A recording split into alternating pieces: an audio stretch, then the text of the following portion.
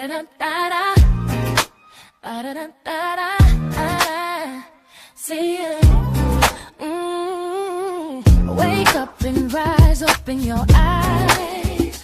It's breakfast with the Thomases, the ultimate prize. Mental Wellness Monday, work it out Wednesday, pay it forward Friday, we'll season the day. Digital finance, harmony of love, serving food to what those stole, rising as the beat and it Eastern on P2GTV. Breakfast with the Thomases, come eat with me. Hey, everybody, how y'all doing? Let's bring everybody else in the room. Grand Rising. Oh, what? How y'all doing? Well, I just love that morning. I know it just gets you up and get you shaking, get you ready to dance. All right, welcome to Breakfast with the Thomases. I'm your girl, Ruby T, also known as Mrs. Thomas. And I am here with Breakfast with the Thomases, my beautiful boo over here. Hey, this is Alvin Thomas, the Gold Banker, coming to you live 1 gram at a time. First thing in the AM. Yep, and we have a special guest for y'all. Brother Ken Harris in the house. Go ahead, Ken, give him some love. Go ahead. Hey, glad to be here. Glad to have you, Brother Ken. Woo. Okay, Absolutely. family, y'all know how we get down. I ain't playing. It's on. We're going to have fun today. Yep. Guys, I tell y'all all the time, we share with you all the time financial literacy. In our community, and I know sometimes for people ears go dead. And you know what I'm going to tell you right now? Don't worry, we got you. How many of y'all want to be a trust fund baby? How many? I know me, I do. Well, I'm looking to go back. I'm looking to go back so we start over. Well, you don't have to be a baby. We heard that, you know, I was just talking with Ken about my first time hearing about something called a trust. And I heard it from, and believe it or not, I heard it from years ago. I have a good older gentleman friend who happens to be a good former customer for my tech company. We became very good friends. He's Jewish history. His family's Jewish. And first time I ever heard that he had a trust fund. I know what the heck that was. I'm talking about. He was like, well, you know, I work when I want to because my family took care of me. You know, my mom and dad own this, that, and the other. And me and my sisters and brothers, we all have a trust. What does that mean? I looked that up. Child trust fund, baby. I said, I want to be one. But you know, you got to have your rich parents and all the stuff like that, right? Yes. Well, guess what? Ken here, met him a few years down the line because, you know, information travels. Yes, it does. Yes, it does. As you educate, that information going to travel, and it's going to bring some folks into your space, and they're going to bring some new information, and then it's going to bring new people into your space. And I met Ken, this brother Ken, who told me trust fund babies ain't just by their parents. You could be a trust fund baby today. Now that had my attention.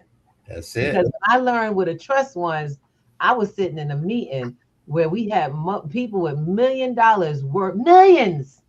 This was a law office at a restaurant, talking to these beautiful older gentlemen and ladies. They feeding them food and everything. And I accidentally rolled up in that room and they fed me food too. And you know what happened? I listened. Got my attention. And when he said, and you too, millionaires, can get Medicaid, qualify for Medicaid. I said, wait, what, huh? Excuse me? They look like me. And they darn sure didn't have the same income, but they was going to get Medicaid. Not Medicare, Medicaid. How do you have millions in income, property, everything, and qualify for Medicaid? Oh, that got my attention. True indeed. I'm sure it did. So, Brother Ken, you are going to share with us exactly the confusion. You're going to clear that confusion up for us, please. Because that blew me away. And I was like, wait, something. This was a law office. They were legally doing this. And I'm thinking. Legally. Wow. The game is on, y'all. It's real out here. And I want some. So Brother Absolutely. Ken is here to share that. And I thank you so much. This brother has done some great things in our lives. You, my brother, where? Let's start with your beginnings. So how did you get started? What made you do this? Well, it's just for the very reason you just mentioned, Sister Ruby. And let me just say, Sister Ruby, Brother Thomas, it is a pleasure to start out this new day with the two of you on this platform, talking to your audience. I'm Yes. just feeling blessed to be here. But let's jump Right. into the answer to Gratitude, that gratitude. question. Thank you. Uh, I came from a background where I was blessed, really, really blessed with a great education, high six-figure education. Not bragging about that, but just to impress upon us that uh, the person you're looking at here didn't come from any wealth. Mm. No. Let me back up, Sister Mm-hmm. Ruby. Mm-hmm. Mm-hmm. Came from a wealth of love and Yes. a wealth of the Come on. desire to see my family, my parents, my grandparents had a desire for each generation to get a little bit better and a little further ahead. So I became that first Harrison. And generations of Harrisons. I became Mm. the very first one to be blessed with the opportunity to get a first degree, which was a bachelor's degree in engineering out of Vanderbilt University, Nashville, Tennessee. Remember that name, Vanderbilt. It'll become Mm. important in the rest of this discussion about trust, asset protection, Oh, generational wealth, that very. Vanderbilt name. But I was blessed to attend Vanderbilt 4 years, engineering scholarship, Mm. engineering degree, the only brother of color in the room. Mm. Mm. Mm. Go Literally ahead. in my whole electrical engineering degree program, the only one in my graduating class of some 1,800 people. Oh. And beyond the bachelor's, I was blessed with a master's degree from George Washington University, which, for those of you who know the Washington D.C. area, that's right around the corner from the White House and where all that mess is going on. But with those two degrees, it launched me into an engineering career, and not just the typical engineering career. And I just give all glory to the Most High for it, but a career that, if you never have spoken, Brother Thomas, to what we commonly refer to as a black rocket scientist, well, you're talking to one right now, because that became my life for 16 years, after 4 years at the U.S. Patent and Trademark Office while in engineering Mm. school, 4 years there, and an apprenticeship. Decided that was just too boring. Love the concept Boy. of patents and trademarks, but just born in what a patent examiner has to do. I wanted to design and create in the engineering world and not read what someone else had designed and created. So Okay. left there, graduated, left there, and went on to the space industry, where I was a design engineer in space systems, such as satellites and the other instruments that will typically go on a rocket that's going in outer space. So I became a rocket scientist, if you will, designing Awesome. electronics for space systems. And doing that walk of life for 16 years, added to the four that I was at the Patent and Trademark Office, I can honestly say this: after becoming the very first Harrison to go through that experience of higher education beyond high school, I came to realize that the folks I was working with were lost when it came. Well, let me back up. They knew no more than what my grandparents and parents knew, and my aunts and uncles, who were totally uneducated beyond middle school and high school in the deep South. They were just as clueless when it came to how do you develop a mindset of financial independence. The Oh. assets, Yeah. your six-figure income is earning you in this high-paying engineering job. How are you protecting those assets? Are you protecting those assets? I never heard a conversation in that six-figure income producing environment about generational wealth. It was about just living for the day. And I knew there was more out there beyond that engineering world and beyond that six-figure income. So I literally walked away from it After being in that environment from 1980, in 1996, I made a very conscious decision to walk out, started my own consulting business. Initially started in engineering because that's where my expertise was, but gradually developed expertise in other areas. And as I walked into those areas, I began to develop an interest and a desire and a mindset to teach asset protection. And when you talk asset protection, you automatically have to look at teaching trust structures. And that's how I arrived to the level of educating my other brothers and sisters in the communities that I serve on how to protect your assets, no matter what those assets may consist of: a business, real estate, life insurance policies, intellectual property, which is your patents, your trademarks, trade names, copyrights. That is valuable. Those assets are just as valuable as real estate. And then cryptocurrency, precious metals. If you look at any assets, we think they're ours. So we think ownership. But I'm here to share with all of us, folks, it's not about ownership. It's really about more what we refer to as stewardship. And people from certain religious backgrounds know spiritually understand stewardship and that concept very well. Stewardship just simply says, look, you don't have to own it. You don't have to think, oh, I own this house, I own this car, I own this crypto. Just think in terms of, while you have been blessed with it, which is a limited time while you're on this earth, and that's limited, while you're blessed with it, just use it in the best way possible. Use it, for your own good, but use it for the betterment of others. And there's a saying, charity starts at home. So starting in your own home, in your own family, help those around you, help lift up those around you financially speaking, spiritually speaking, personally speaking, help uplift those. And that's being a good steward of those things you've been blessed with. So that leads us to the once concept, ONCE. If you're taking notes, write that one down. Own nothing, control everything. Because when you own it, which is a thought, and it's a false degree of security when you think you own something, because if Mr. RS rears his ugly head and says, hey, Ken Harrison, we just did an audit 6 years ago. You underpaid by $15,500. We're going to slap a lien on that house. We're going to slap a lien on that bank account. Now, all of a sudden, if you really owned it, how can they slap a lien on it? If you really own that bank account, how can an identity thief steal your identity and then immediately siphon off all the money in that bank account? So did you really own it?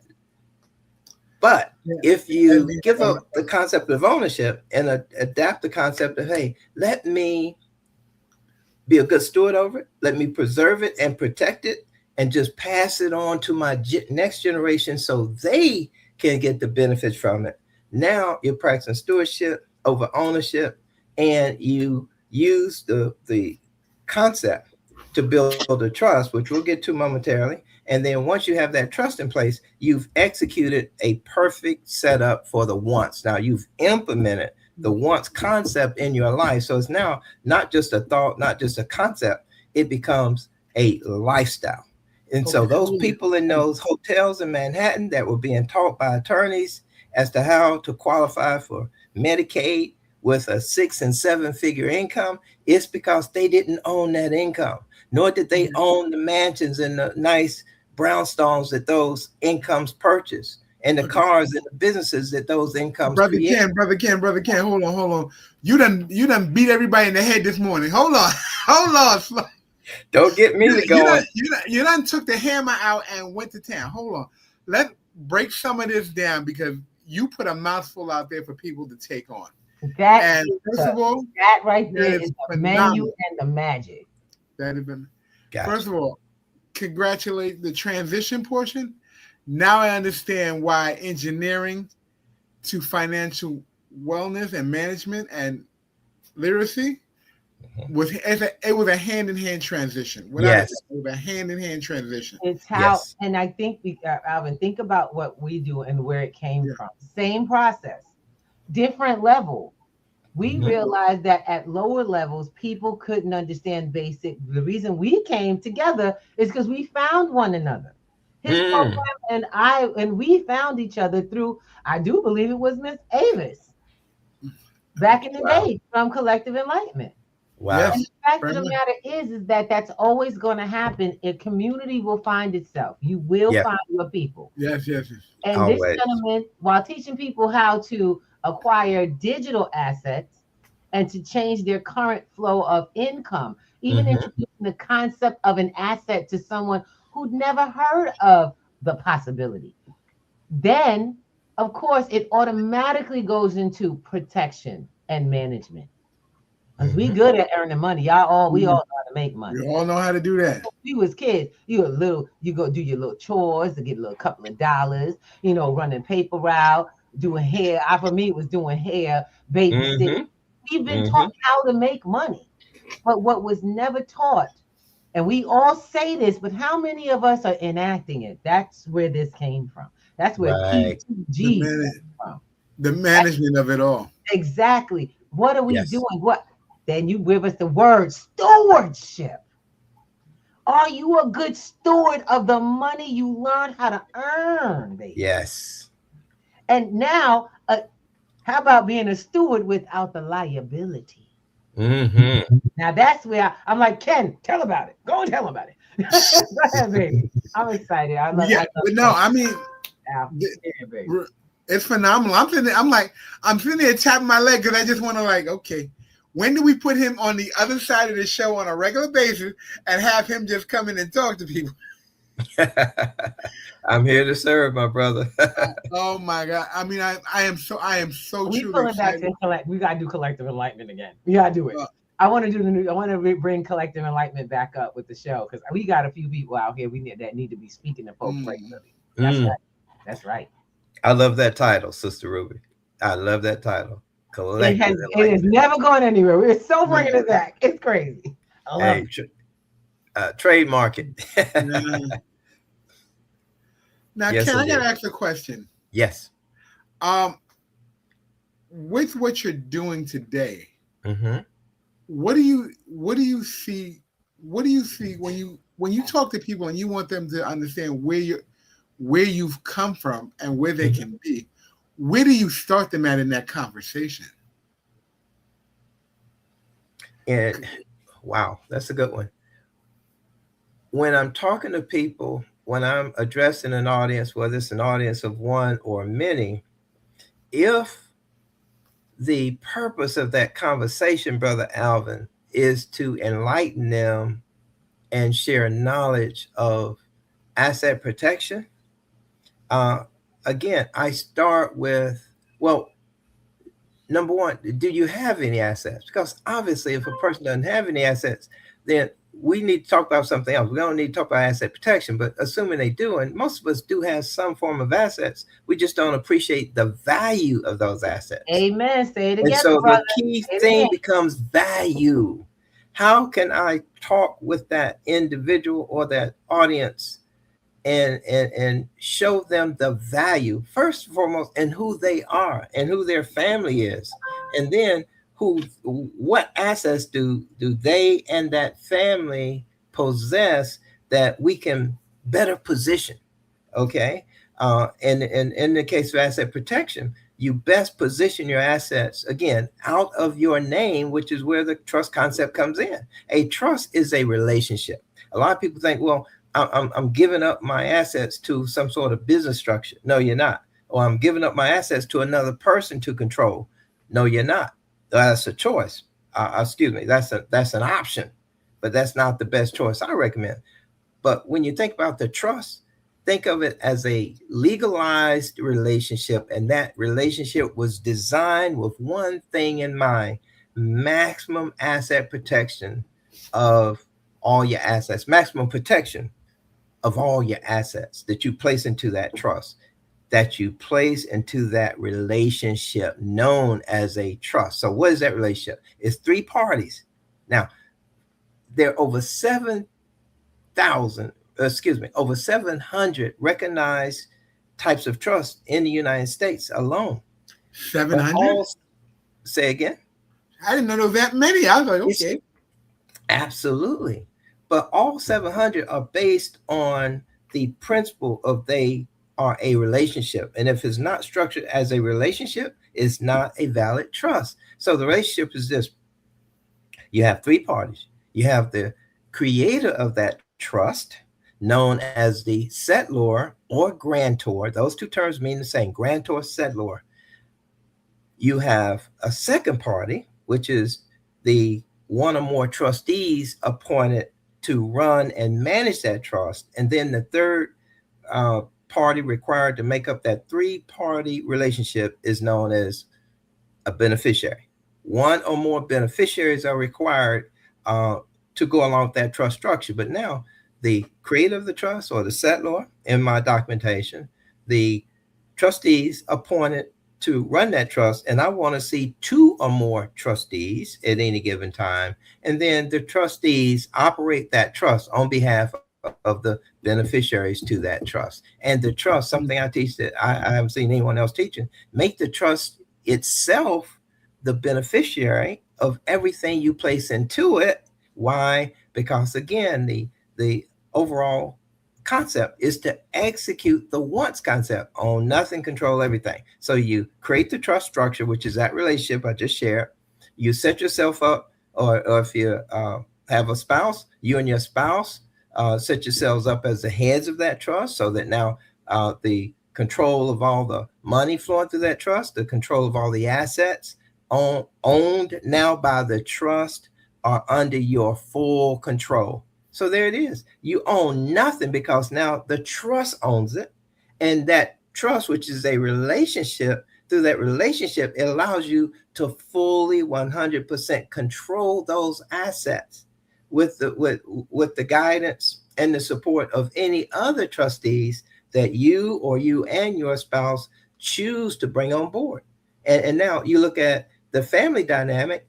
You look within the family and say, okay, who within the family, out of the entire family, which one or two soldiers can we find that has the mindset that we can mold to be great trustees, especially when you're talking about generational wealth, because you want that trust to live beyond you and beyond your generation.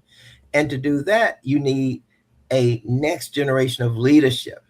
And that's why if you talk about Kennedy's, Vanderbilt's, Rockefellers, Mellons, Carnegie's, DuPont's, when you talk about all those names that are synonymous with generational wealth, that's what they do. That's Ken, what they do. You're sharing with people, and I think I heard this term years ago. What you did, you just gave people a turnkey process where they can actually just put it in the lock, follow the steps, and get it done. Yes, and I'm absolutely. like, I think it's amazing. You know, the three sections that we put out there: the settlor, the trustee, and the beneficiary are they're all slated to be that relationship. They all have to have a congruent relationship that work together synonymously. Yes, and I like that idea. Real? Absolutely. One of the things I've started to notice is that people. So we have a lot of issues in our families. We're dealing with traumas and drama all over the place. And I talk to, this is weird because I've got people we have people in our program and we have many people in the community. And it's interesting to hear them talk about, because we teach financial literacy. I teach digital financial literacy. That's what the P2G platform does. Now, we also introduced the process of trust, of also building up your assets. I'm not going to teach you how to get assets and not how to protect them. That makes no sense. It's an incomplete process. Right. But the whole beginning process becomes an issue. The first thing I have to do is convince people that they do have value. Why am I convincing you, who works every day of your life, that you have some value and we can find it and you can even afford to create it? Yes. But it's a reality with people, because the second part is trust. The other part is that's that second part. We don't trust Our relatives. Oh, I can't trust them. My relatives will never do this. And I let them know, you do know there's other people in the world that you have relationships with. But when, and for me, it's to introduce people. I was like, I want you to go home. Home. If home is a valued place and you all are coming together, you have to, it's a hard conversation. I was just telling this gentleman about talking about my grandmother's, finances. It was like I was walking on like thin ice with my relatives. Right. No, you don't need to know about that. And I'm like, wait, because I just got some information. Do y'all know? And in the end, y'all understand what I'm saying? In the end, they didn't have it, and we ended up in the worst case scenario. Worst case. I get it. If you can get to, you got to realize we got to have those hard conversations with our relatives, whether they like it or not. That's because right. what is out there, the alternative already built in place for most of you. These are conversations we don't have. So we fall into things that are concepts that are already set up for you. You lose legacy. You can lose a home. You can lose property. You can lose all kinds of things because to the government. And I hate to say, that's right. To the government. I was like, "Are you serious?" You sure can. They will take your assets from you. My family ended up in probate because we couldn't talk to each other. So the government held our stuff. And we paid lawyers for 2.5 years because we couldn't talk to each other and we lost value. Yes. And had to still pay them because we couldn't talk to each other. They got paid and they took away the value my grandmother worked hard for. And I need you guys to realize that. That's right. The relationships you're building with your family, in your community can change, literally can determine your wealth. Brother, you were just talking, it's so funny. Every time you talk to me we talk about this, I start thinking, I ain't gonna say his name out here because I start thinking, wow, I got like a couple of really good ones that I would actually put down. I would sit them down and go, can we do this? Because the first thing when I brought it to a couple of my relatives, like, wait a minute, you trying to take my stuff? That's the first thing. You can't. You don't want someone to control your stuff, but we don't own it. Right. You work hard for things we don't own, and that's a concept that I teach. I teach the fact that you just said it. If you pay off your house, you pay off your car, and you don't keep paying, and you can lose it, it don't belong to you. Thank you. Thank you. Remember. The structure has been designed for you to realize that if you have your name on it, you own something. When the reality is, you're renting it, even though you have some paperwork for it. You're responsible for it, and now you got a bill due to it for the rest of its existence. As long as you think you own it, you are agreed to continuous payment on it. And so, what I like is that I'm beginning to understand some things about sovereignty and stuff like that. We have status, and I only tell y'all this. You want to come and hang out on a Sunday evening. Pick up a dictionary. Look it up. Y'all don't believe nothing we say. Go look it up. Everything we say. Not me, not Al, not Ken. We could be whoever we want to be, or be lying, or having great conversations about some crazy concept. But go find out. Go find out. Y'all got Google and you got AI, so you got no choice. No yes, indeed. Yes, indeed. Yep. Now, what I tell folks is that if life seems to be getting hard and you're doing all you can, what's missing? That's the question. It opens the door. I'm doing all I can. How did I share with folks, how did I get started with financial literacy? I decided one year I was going to grow up. I was going to do everything everyone taught. I was going to save money. I was going to fix my credit. I decided that one year I was like, I'm tired of I'm over 40 years old and I don't own nothing. Over 40 and I don't own anything. I didn't have no time on the books. Ain't nobody owe me no money, I weirdest thing is just I was a housewife, mom, housewife, what I'm saying? Took care of small business. Not for nothing. I'm sorry. I'm the other part of it. Yeah. She's so much more than a housewife. Lord knows. At the time, that's where I was. And so I realized that I didn't own anything. I couldn't even affect things Right. on my own. And so I had taken this hard line on, I'm gonna get my life together. I took a credit course in a free program. I took a financial. I've been taking financial literacy for Good. years. Good. Okay, I had no insurance, no life insurance, y'all. Wow. Child, did you know? I did not know that if you open a life insurance policy, and I shout out to Julius Robinson, the brother that's my insurance guy.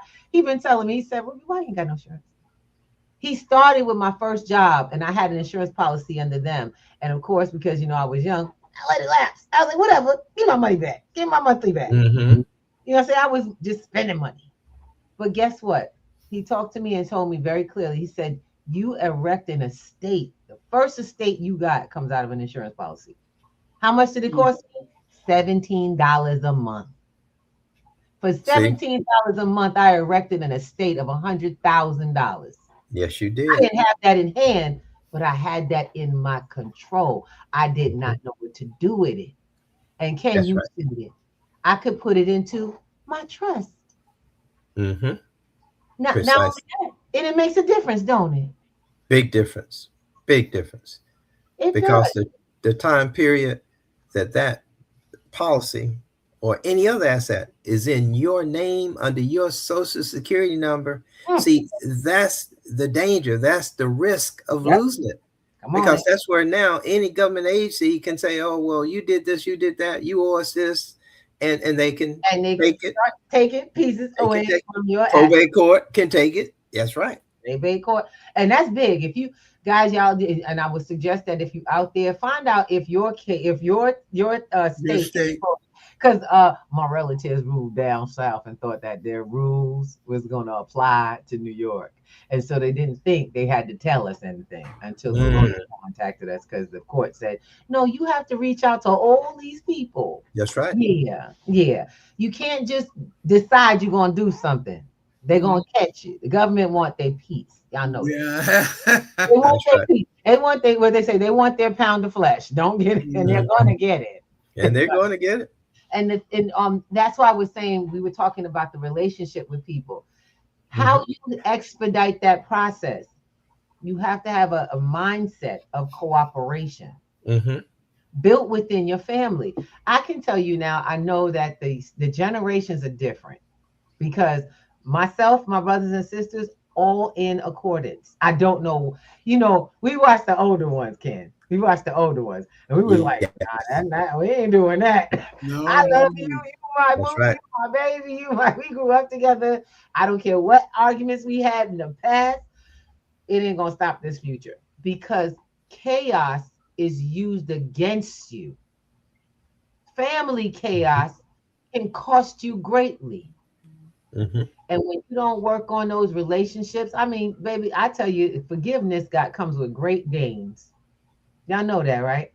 Yes. Does not hurt.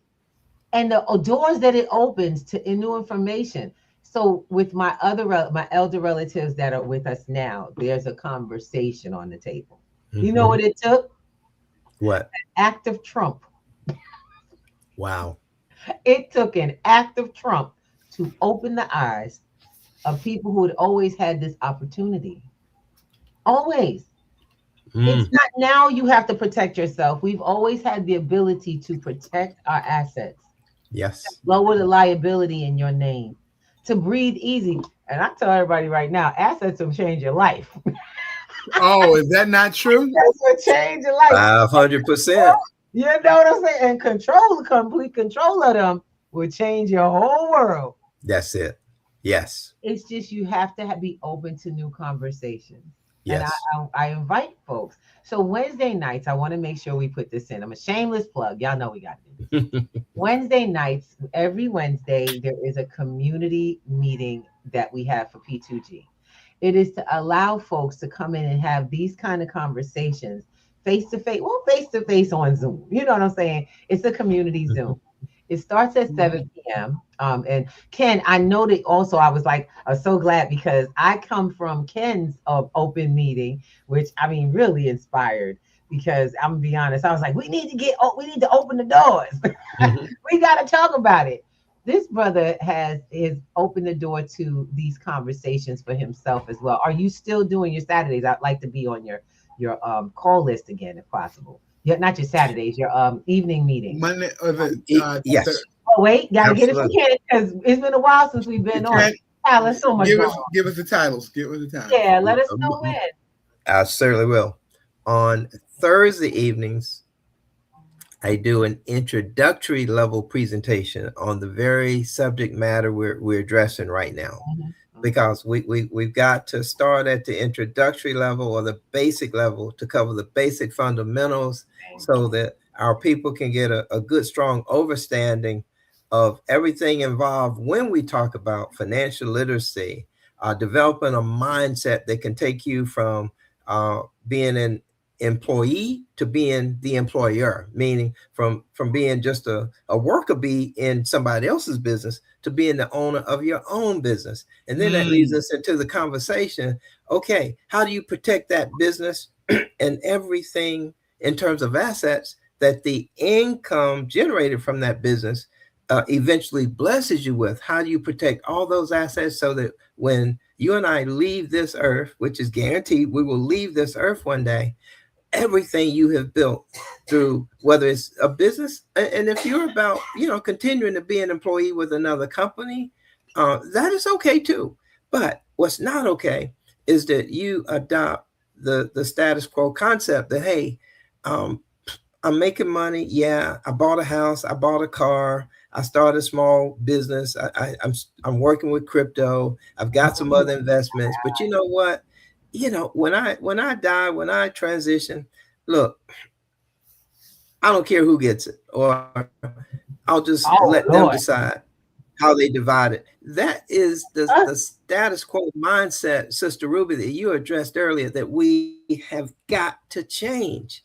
And to make that change, that's where we start introducing this asset protection concept, which leads to the trust concept, which leads to the once concept, and which leads to stewardship over ownership. It all comes together, but we have to start at the basic level. So that's what we do on Thursdays. And then on Monday evenings, anytime Monday does not fall on a major holiday, we then take it further. We then say, okay, now that you understand the concepts and the basics and the fundamentals, if you take the extra step with me and we create an irrevocable generational wealth building trust for you and your family's assets to be protected under the maximum extent the law allows, truly speaking.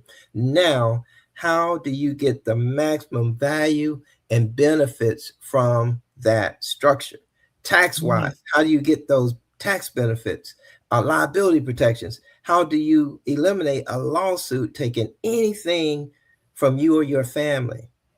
And then we closing the door to an identity thief ever stealing anything or robbing you and your family of anything. They could steal all your family identities, but guess what? If the assets are not under that name and address and social security number of the person's identity they just stole, they can't touch those assets. And so that's what Mondays are for, taking it to a higher level on a different topics, but all topics concentrated or focused on how you get the maximum long-term, lifetime, and generational benefits of a trust if you develop the mindset to go that route.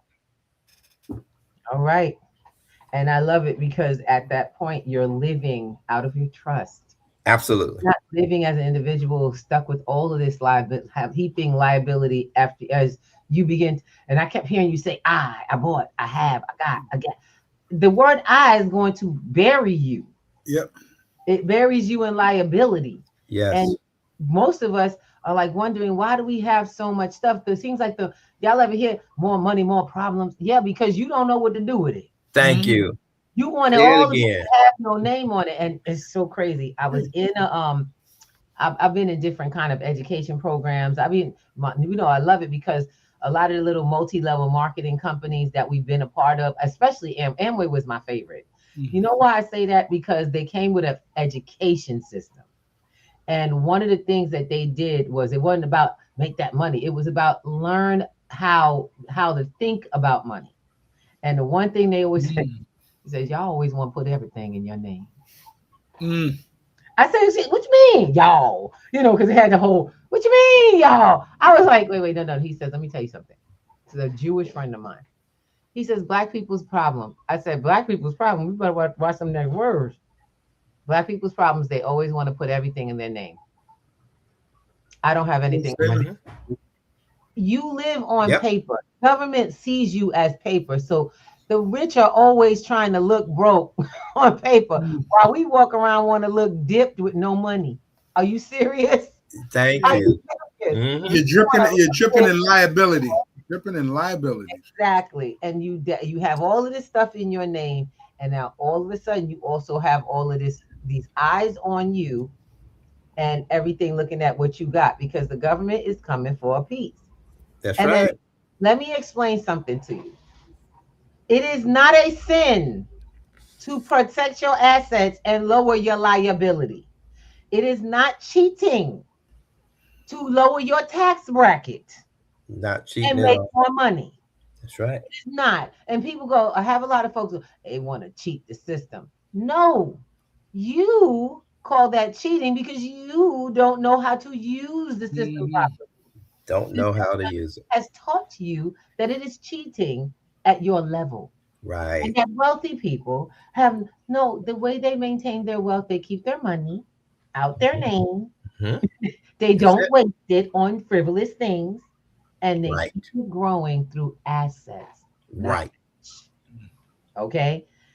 And this concept, what we teach goes in tandem. Because like Ken said, when I met Ken, I was excited. I was like, finally, oh God, I've been trying to get this.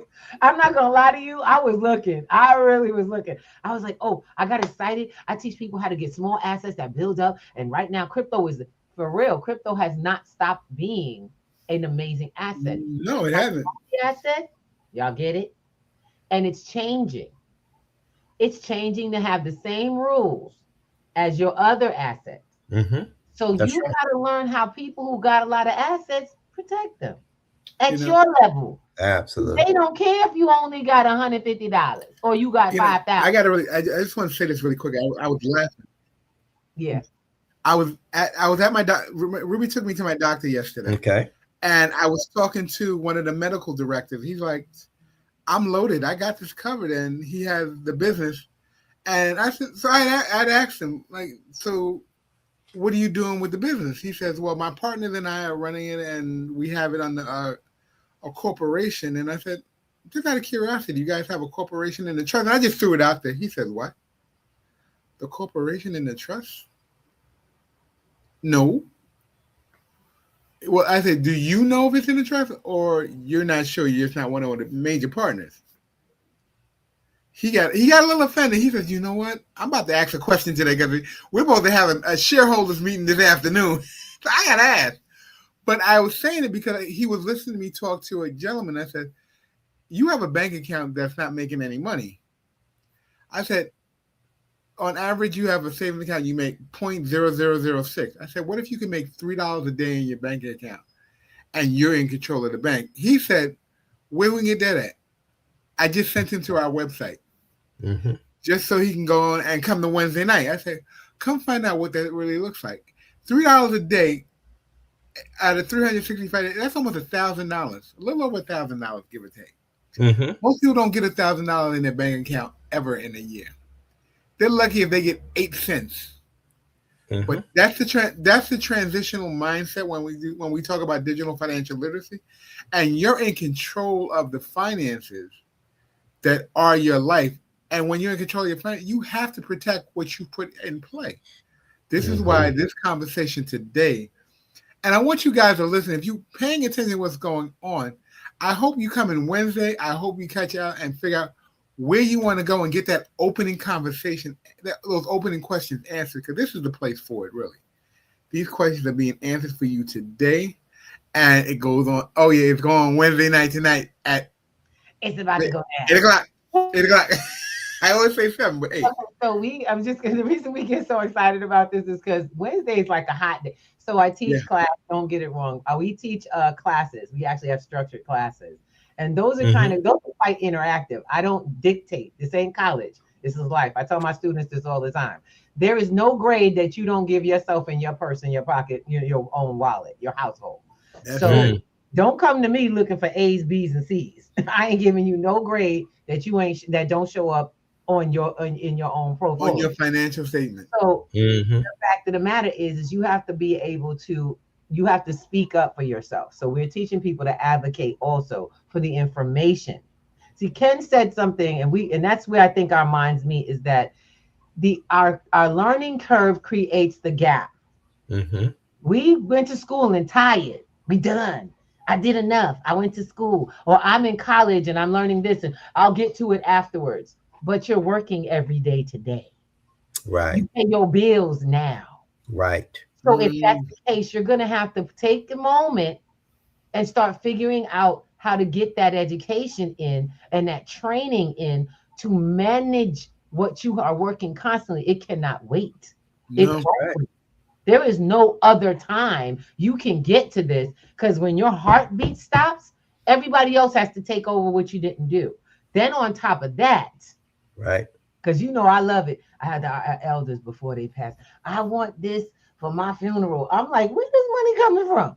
These are people that have no insurance. They ain't got no money, but they got elaborate ideas of a funeral they're going to get. I'm like, baby, you telling me your colors, you telling me what you want to do, where you want to do it. And I'm going, well, can you also notify me where the funding going to come from? Thank you. Okay, where the funding going to come from? You're right. Funerals are not free.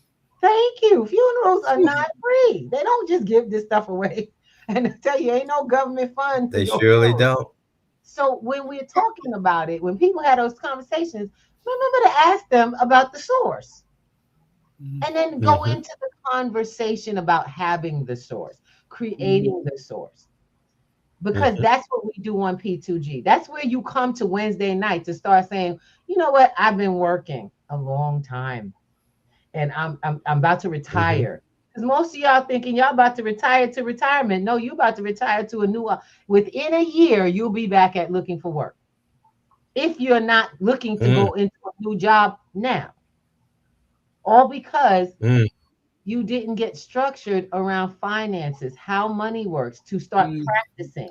So structured a 12-week program to teach you how to find alternatives to the current way things go. Because until you understand that there's a system in place, you're the system for someone else. Thank you. They're making money. Yes, you are. And that's only going, you're feeding them while you're starving. Yes. We're going to get you out of the starving. We're going to help you. But let me share something with you. I ain't here to save nobody's life. None of us are. We ain't here to, this ain't Superman, Superwoman time. The S goes on your chest. And we hold the door open. Yeah, we're going to help you save yourselves. Because what happens is that, Ken, the things I have learned about trust, you opened a book and I was like, wait, I've been talking about the business. And we talking about putting business. Now, when we say put them in trust, please do me a favor. You got to learn the process. Yep. Yes. Process. And it's not rocket science. You got rocket science. You got AI. I have had AI break down contracts to the 5th grade understanding so that I get the gist and give me all the legals and responsibilities and break down. And I can say yay or nay. Yes, you can. I can say yay or nay. Yes, you can. It go back the other way. When you want to make a change, it can rewrite the doggone contract the way you want it to. But see, that goes on in my class. Right. I teach that. I told you, Ken, all this education, get this financial literacy done turned into technology. I teach tech. It's all tech driven. Yes, I teach tech. Because you need these new skills are here for you. All this tech is for us, right? All of it. All of it's available to you. You got to stop being afraid. I used to be afraid of getting kicked. Get this. I got scared of being scammed, so I got scammed. So you got scammed. You see? I didn't Look at learn how to that. do it. I got scammed because I was scared. Because you Oh, were scared. Mhm. it's not that you don't do anything. You just don't do anything, and then therefore you lose. What You we have to stay do you is stay learn. stuck in what you already know. This way you don't go past you don't leave your comfort zone, is actually what we're saying to people. If Exactly. you don't get or if you don't come out your comfort zone, you're never going to do anything different. It's going to look the same, and when you get to the point of retirement, your numbers are going to look exactly like you planned them to be, no better than you were before. And statistically speaking, after you retire, Ruby, you were very generous when you said a year. Most Mm, people are back to work in less than 6 months because they can't maintain on half mm. of what they actually made just 6 months ago. That's right. They can't That's right. maintain. Yeah, and Yep. it's sad because that process that I guess it's accelerated since last we had this discussion. Because I'm gonna be really honest with you, there's a reason why you see a lot of elderly people working at Walmart. There's a There's a reason reason. Yes. that you see them working in restaurants now, and I'm like, there's no one there to take care of them. They are it. And with the knowledge that they had, a lot of people lost a lot. From losing family to losing their assets to things like lack of knowledge, lack of Yep. ability and awareness. And who's going to do it for you for free? No No one. one. No one. So I would rather. I'm gonna be honest. I'll be honest. I'm lazy. I'm kind of lazy. Before I go out and pay somebody to do something, I'm gonna watch you do it the first time, and then I'm gonna go do it. I did that with my hairdressers too. I watch how they do my hair, and then I do it. I do it after that. Because why am I gonna pay you $200 a Good. visit for something I can learn how to do at home and feel more comfortable? You know what I'm saying? Mm. If I Hmm. can make it happen, a new skill changes how things flow from my finances. Every skill I actually Absolutely. explore, every skill I've learned, actually adds to me not having to pay a professional. Now, don't get it twisted. If you have an expertise that I need and we have to expedite the process, I'm going to pay you. Why? Mm. Mhm. Because my goal is the goal. Y'all get it? Mhm. Mm. That's why I Yes. said, come to class. We get a whole new mindset up out of being around each other, a whole new way of thinking. You may Oh, find that the people you're around are not ready, are able to get you to the next level. So we invite you to come to a community that thinks a different way. So, mm. Ken, got a question for you. I'm about to jump in here because I know we're getting close to the Yeah, top we of to the the top of the hour. I I love tell it. and you, it goes so I fast love when it. you're enjoying it Yeah, and you it's, get into it. It goes so fast. But go ahead with yeah, that it is. question. Don't y'all love Ken? We gotta have him back. Oh yeah, Yeah. we gotta do this. Just a phone call away, sister. Yes. We didn't mention the name of your company, but Yes. what's your goal for the company in the next 10 years? What are you looking to see happen? Yeah. And let them know the name of your company, please. Yeah, please. Uh, okay. The company name, the short version is RGD, Training and Consulting. And Hmm. RGD is Renaissance Global Development. Mm, Renaissance, as Sister Ruby pointed out a few minutes ago, Renaissance means change. And I have a global perspective. So Renaissance Global, changing on a global scale or creating change on amen. a global scale through training and Mm. consulting. And so my vision for that is to take, as I'm now into the 60s, mid 60s, I'm Hmm. realizing my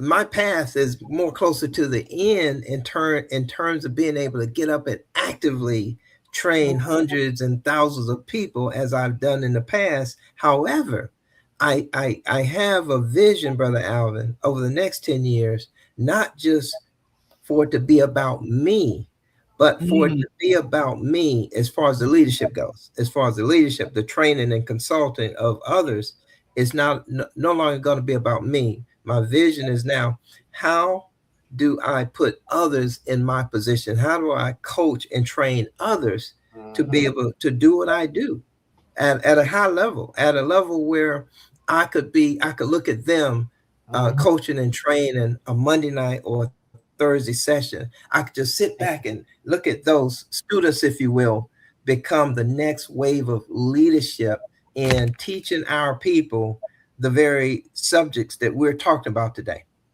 Teaching financial literacy as it relates to asset protection as it relates to living through a trust. And so and here's the idea. If I have coached it to someone else to the point where one person can take the reins and run that Monday night session in my absence, run that Thursday session, and I'm just as proud of seeing them do it as I was when I saw myself doing it and beginning it 15 years ago. If I could teach one, I could teach 10. If I can teach 10, I can teach 100. And so my concept is to use these next 5 to 10 years to build that army, if you will, to go out here and really do what the three of us are doing. Continue to educate, continue to share knowledge, and continue to propagate concepts that truly, truly can make us free, financially free, spiritually free, physically, personally, economically free. Yes. And it's not about us. I was told once, there's a brother who said, Ken, I just want to drop something on you. My spirit is saying drop something on you. I say, man, I'm always open for a positive word. He says, well, whenever you feel there's a calling upon you, he said, keep this in mind. He say, the calling isn't about you. That's right. It's bigger than you.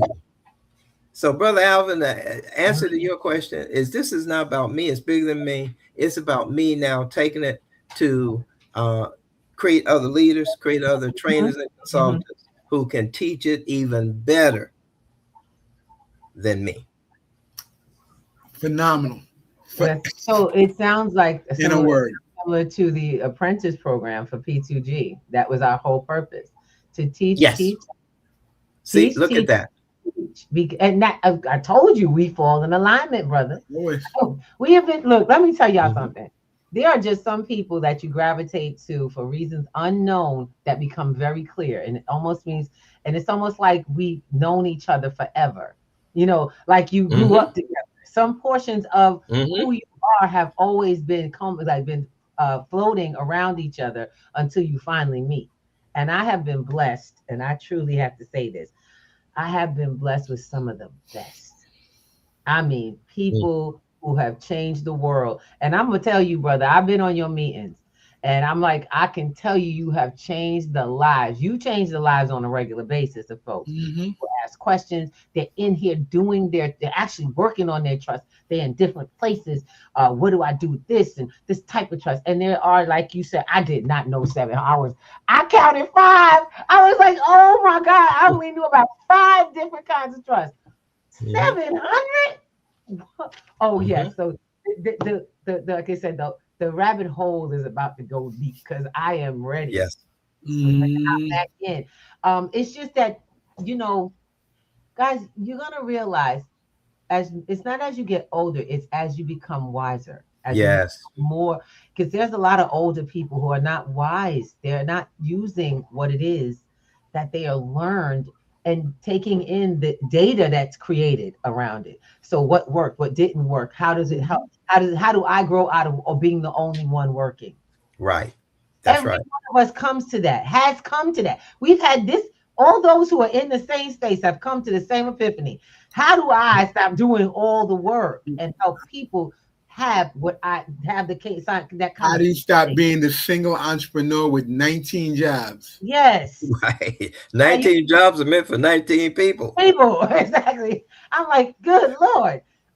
That's the idea. You want to stop being the only source in your life. Yeah. And I love this. Baby, I love this. So I want you guys to reach out. I want you to come out. And Ken, we invite you to the Wednesday night conversation to come on in and share with folks and hear some of what we got going on with the people coming in asking their questions. Because it's not about us. This has been a calling for me I quit my job 5 years ago. I ain't 5 no more. I'm sorry, 2020 is now 6, almost 7. Coming up I quit my last job, officially working for someone else's dream. That's how I literally retired from other people's dreams. I've been building my life's work.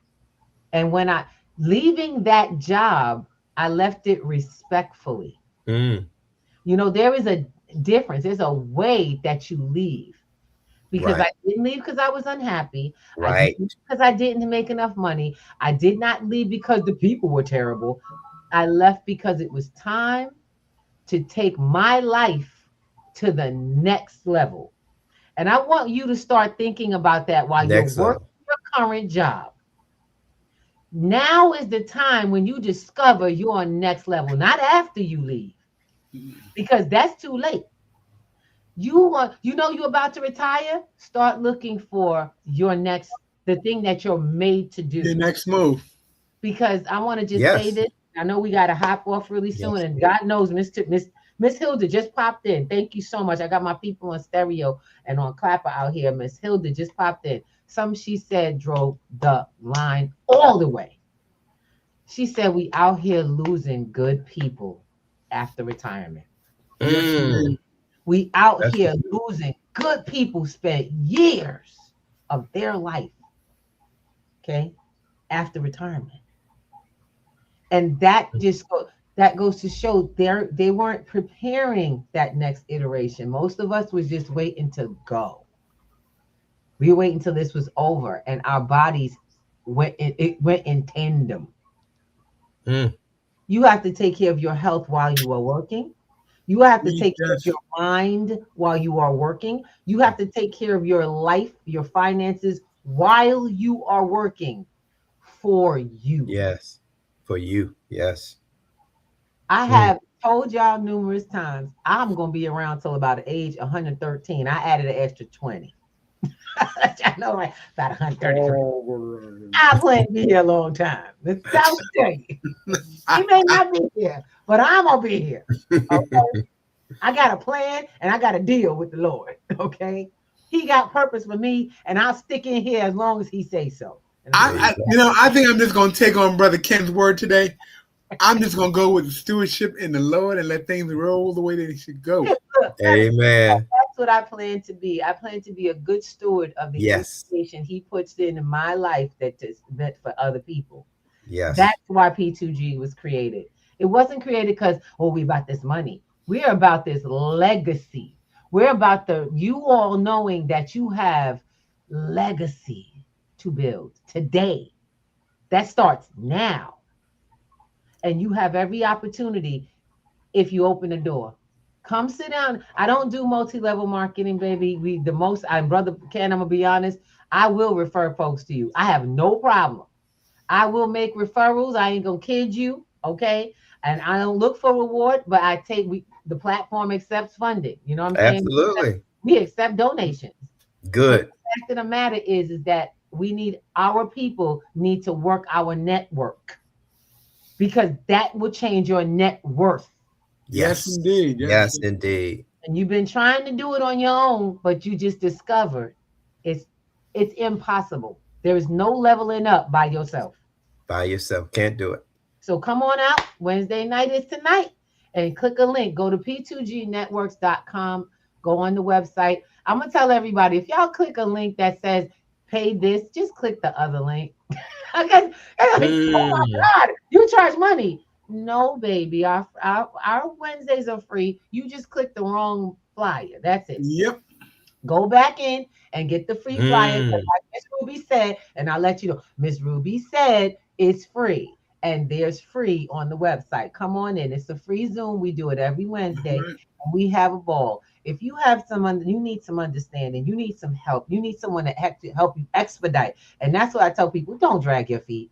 Don't not be willing to save your house. Don't not be willing to save your car because, it's going to take me a long time to learn. Brother Ken, he got services. He has things that he does to help people get what they need. But you got to still learn. That's the other thing I tell folks. You can get help. We have to do it for you, and we got to, we got to teach you to do it for yourself, the DIY. But you will always have to do the DIY. That's it. I know some things are timely. Some things are timely. You got to get on it. Absolutely. That's it. You always got to learn how to maintain yourself. So Got come on out. Join us. We love you so much. I know this is the top of the hour. Ken, you are, brother, you missed.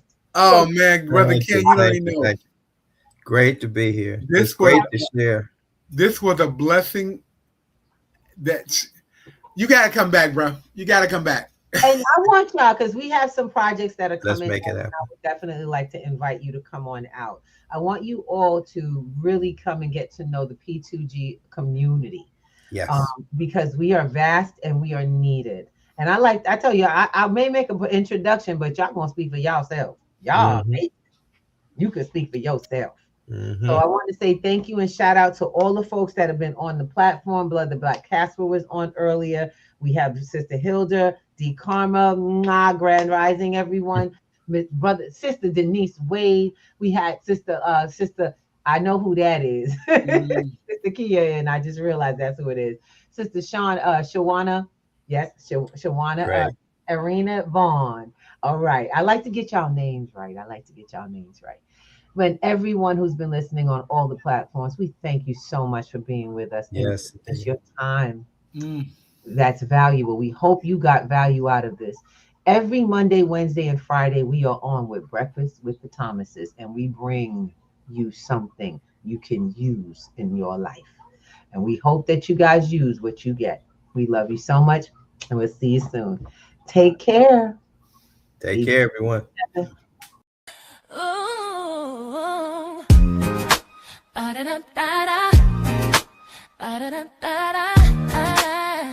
See you. Wake up and rise, open your eyes. It's breakfast with the Thomases, the ultimate prize. Mental wellness.